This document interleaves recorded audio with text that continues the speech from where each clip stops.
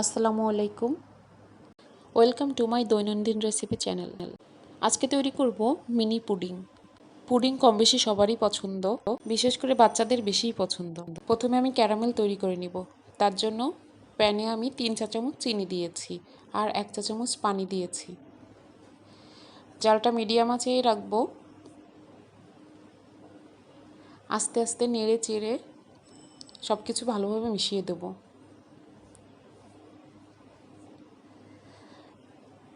পুডিংয়ের একটি নির্দিষ্ট কালার আসা পর্যন্ত অপেক্ষা করব এবং নাড়তে থাকব।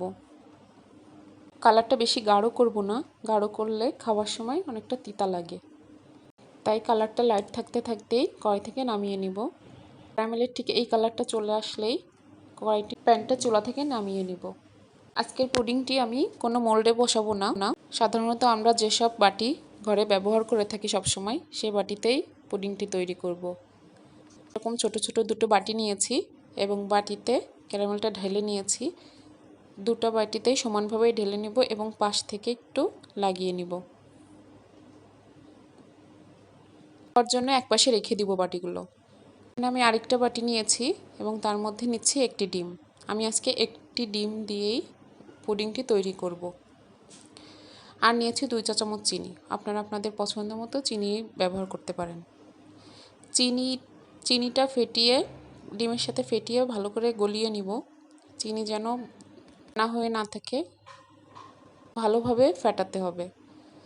আর আগে থেকে জাল করে রাখা 1 কাপ ঘন দুধ দিয়ে ডিমের মিশ্রণের সাথে। এখানে হাফ কেজি দুধ ঘন করে জাল দিয়ে 1 কাপ করে নিয়েছি। আপনারা চাইলে এখানে গুঁড়া দুধও ব্যবহার করতে পারেন। একটা ছাঁকনি নিয়েছি আর দুধ আর ডিমের মিশ্রণটি ছেঁকে নিব। ভিতরে যে লাম্পসগুলো আছে সেগুলো বের করা যাবে। ক্যারামেলের বাটিটা ঠান্ডা হয়ে গেছে। এখন আমি দুধের মিশ্রণটি সমানভাবে ঢেলে দিব।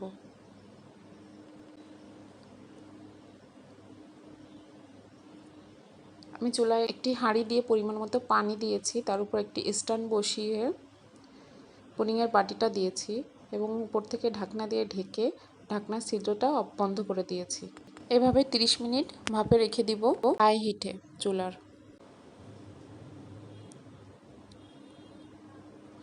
30 মিনিট পর আবার ফিরে আসলাম। এখন দেখব পুডিংটা কেমন হয়েছে। পুডিংটা কড়াই থেকে উঠিয়ে 1 ঘন্টার জন্য ফ্রিজে রাখবো। চারিপাশ থেকে একটু ছাড়িয়ে নিব এবং পুডিংটা মোল্ড আউট করে নিব।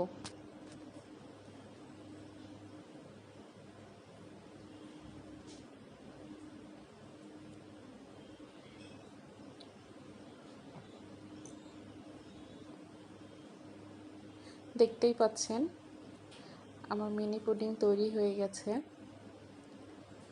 দেখতে যতটা সুন্দর হয়েছে, খেতেও ততটা লোভনীয়। কালারটা মাশাআল্লাহ অনেক সুন্দর এসেছে। আপনারাও চাইলে বাচ্চাদেরকে খুশি করার জন্য এভাবে মিনি পুডিং বানিয়ে নিতে পারেন মাত্র একটি ডিম দিয়ে।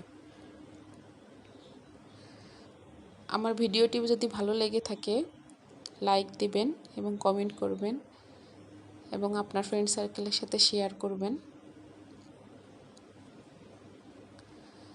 সবাইকে পুরো ভিডিওটি দেখার জন্য অসংখ্য ধন্যবাদ। আল্লাহ হাফেজ।